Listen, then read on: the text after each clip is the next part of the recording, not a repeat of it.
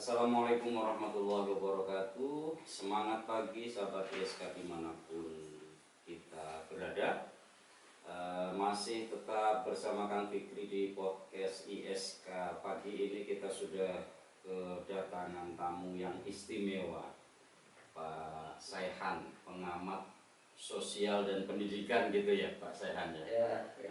Pokoknya pengamat opo wae kan gitu. Jadi yang mungkin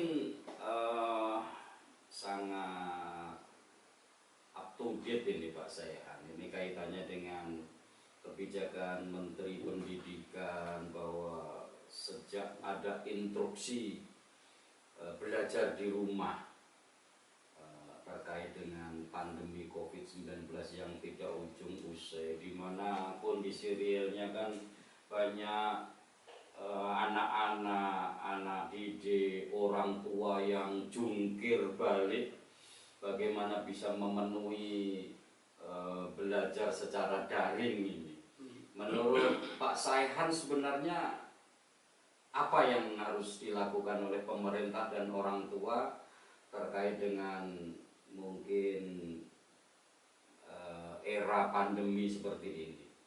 Ya, terima kasih Kang Fikri ya. Pemirsa semua ISK yang saya hormati, terima kasih saya diberi kesempatan untuk curhat ya, jagung-jagung yang barangkali mungkin jagungan kita ini ada manfaatnya untuk kita semua masyarakat, terutama berbicara tentang pendidikan di era pandemi begitu. Karena saya juga memang sejak kecil berkecimpung dunia pendidikan dan sampai sekarang masih sebagai tenaga pendidik itu. Sehingga saya akan melihat persoalan pandemi dan pendidikan ini bukan dari sisi kebijakan ya. Karena saya bukan pengambil kebijakan. Saya akan melihat dari sisi nilai-nilai etika pendidikan, dan itu yang harus dimiliki semua orang. Nah, dengan kebijakan belajar online di semua jenjang itu sebenarnya dari sisi kondisi, dari sisi timing gitu Mas, itu memang benar. Karena di era pandemi itu memang tidak mungkin kita bertemu seperti biasanya itu, karena ya kita menjaga kesehatan lah gitu ya. Tetapi dari sisi etika pendidikan, norma pendidikan yang sebenarnya itu, pendidikan itu mau di online atau tidak online sebenarnya itu biasa, dan itu suatu keharusan bagi setiap orang. Nah, pendidikan itu sebenarnya kan melekat dari setiap orang gitu, pendidikan itu. Kesadaran untuk belajar, kesadaran untuk mengembangkan ilmu pengetahuan itu kan melekat setiap orang. Ada pandemi, nggak ada pandemi, online atau nggak online, itu harus belajar kan gitu kan ya. Nah, kemudian yang menjadi masalah kan begini, karena kesadaran pendidikan itu sudah berkurang dimiliki oleh kita semua. Ada kesan, saya melihat ya ketika mengamati di beberapa fenomena gitu ya, mungkin tidak semuanya lah ya, itu banyak orang yang sekarang itu sudah salah persepsi tentang pendidikan. Pendidikan itu seakan-akan yang butuh pemerintah, yang butuh negara begitu, seakan-akan. Sehingga masyarakat itu ada juga sebagian yang mengatakan saya nggak mau sekolah kalau nggak dikasih beasiswa. Saya nggak mau sekolah kalau tidak gratis gitu ya. Ini kan seakan-akan yang butuh kan negara. Sehingga masyarakatnya merasa nggak butuh. Nah, itu menjadi masalah ketika di era pandemi. Kaget gitu kan lah. Saya nggak mau belajar, nggak punya kuota. Saya nggak mau belajar, nggak punya ini, butuh uang gitu. Padahal kalau kita menyadari bahwa pendidikan itu adalah kebutuhan, bahkan kebutuhan pokok bagi semua orang, itu ya kita memang berupaya, berusaha, jerbasuki mawa bio kan gitu kan, berupaya mencari kuota yang seoptimal mungkin lah, karena penting begitu kan. Nah, karena basicnya itu kesadaran masyarakat terhadap pendidikan itu kurang, akhirnya itu cenderung menyalahkan sana, menyalahkan sini, itu dari sisi masyarakat. Nah dari sisi kebijakan pun memang juga menurut saya ada yang perlu kita kritisi gitu ya. Dan kebijakan pemerintah di era pandemi ini dalam kacamata saya sebagai seorang pengamat pendidikan itu, saya bisa mengatakan itu ada yang kurang konsisten kadang-kadang itu. Ya. Kadang-kadang itu kan tidak jelas batasan antara siapa yang boleh offline, siapa yang tidak boleh. Itu kan hanya begini, yang zona merah nggak boleh, yang hijau boleh dengan protokol kesehatan. Kan hanya itu ketentuannya. Cuma indikator ini merah, ini hijau, ini yang menentukan tidak satu pintu. Iya, dan itu masyarakat juga tidak jelas kriteria merah seperti apa, juga nggak ngerti, yang kuning seperti apa, yang hijau seperti apa gitu kan. Sehingga ada ketidakkonsistenan itu. Kemudian yang kedua, yang sekolah itu seakan-akan diketati betul. Ini nggak boleh, ini nggak boleh, ini nggak boleh. Tetapi yang lain, kayak dengan alasan ekonomi ya pasar, mall itu kafe masih biasa dengan alasan ekonomi. Nah, dengan ketidakkonsistenan ini di mata dalam pandangan saya itu menjadikan akhirnya itu ya orang pikirannya jadi tanda tanya besar gitu. Akhirnya kan begitu gitu. Ini ujung-ujungnya kemana? Nah, akhirnya kan tanda tanya ini kenapa, ini kenapa, ini kenapa. Nah, ketika jawaban-jawaban ini tidak terjawab, saya bukan tidak mungkin akan saling curiga di antara kita. Jadi tergantung bagaimana mindset. Kalau negatif thinkingnya berarti nanti outputnya juga akan negatif. Iya gitu. Dan itu perlu ada penjelasan kepada aparat yang berwenang. Kenapa seperti ini? Dalam pendidikan misalkan itu. Contohnya di Kudus saja ya. Itu kan yang SMA itu kan memang saya melihat itu ada yang sama sekali tidak boleh masuk. Tapi juga ada yang digilir, ada yang masuk sekian hari, ada yang enggak gitu ya. Daerah lain juga seperti itu gitu ya. Tidak sama gitu. Ada yang gurunya WFH, ada yang WFO gitu. Jadi tidak sama gitu sebenarnya.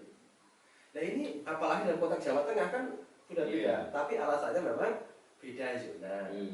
Kan gitu. Tetapi dengan berita-berita yang seperti ini masyarakat akhirnya ada rasa kekhawatiran sehingga serba takut, kira-kira begitulah kayak gitu.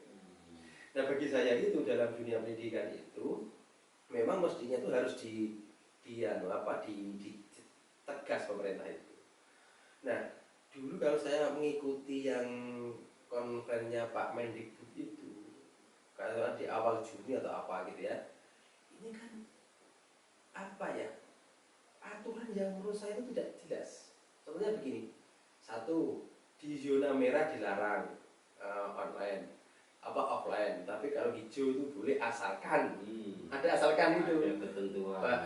Tetapi ada sekian masih ada kata-kata apabila wali murid mengizinkan. Nah ini yang bikin abu-abu kan. Abu gitu ya.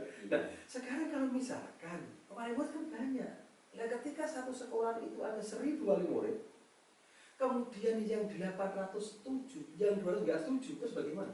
Kita pakai yang mana? Apakah yang 800 atau yang 200? Atau yang misalnya lagi, yang 900 setuju, yang 25 netral, yang 75 dia bersikeras nggak setuju, dia ngomong di mana-mana. Yang kita pakai yang mana? Suara yang 900 yang setuju atau yang 75 yang nggak setuju? Ini yang saya anggap tadi itu.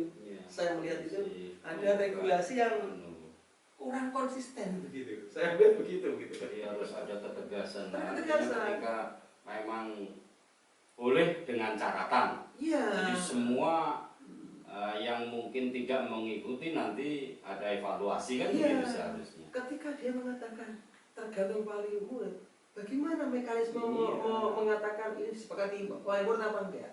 Gitu loh.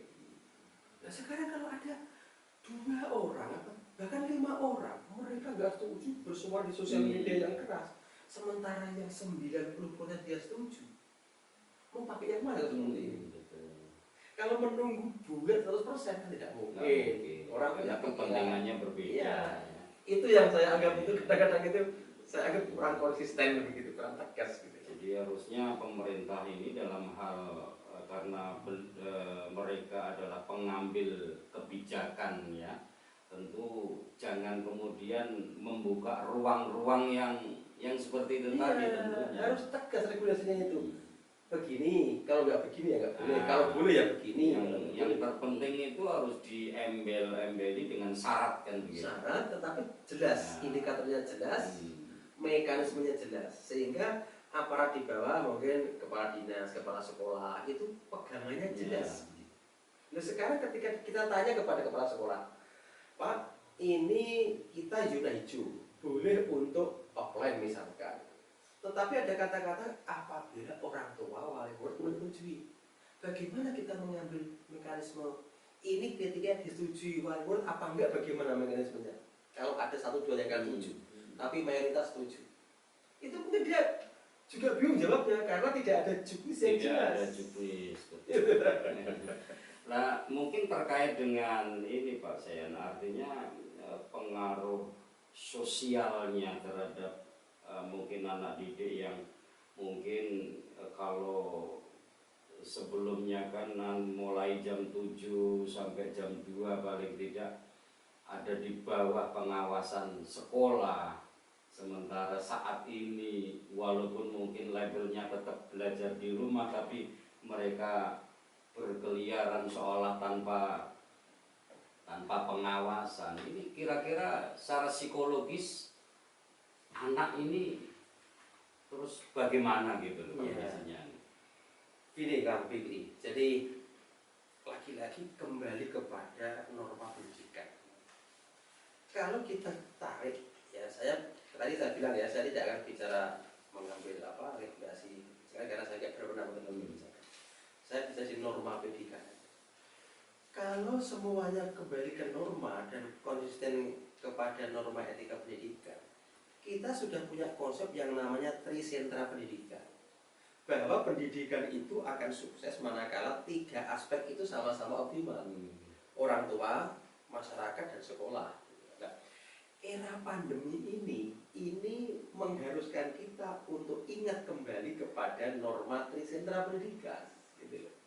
Karena kalau dulu kan seakan-akan ketika pembelajaran offline gitu sebelum pandemi itu kan orang tua kayak kan masa bodoh, diserang sekolah sudah selesai, LAP pokoknya gini nih.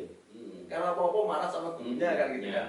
Sekarang kan tidak, di era online ini orang tua harus sama-sama lebih meningkatkan pengawasan, edukasinya, bimbingannya gitu. Nah kadang-kadang banyak di sosial media itu kan sindiran gitu ya, ternyata didik anak kan susah gitu ya. Sampai orang tuanya marah-marah, dipukul anaknya sendiri karena dia gregetan nggak bisa diajari gitu ya.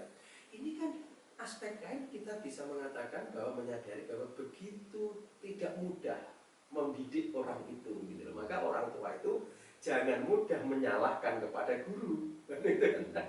Ini bagaimana kita meningkatkan pengawasan, memantau anak kita sedang apa, megang HP itu yang dicari apa, yang dibaca apa. Ini tanggung jawab orang tua. Dan ini memang trisentra yang dikonsep Pak Ki Hajar Dewantara itu harusnya memang orang tua yang optimal, guru optimal, masyarakat optimal. Ketika tiga-tiganya ini optimal semua, sukses pendidikan kita itu tidak ada yang salah menyalahkan, tidak seperti ini hasilnya gitu.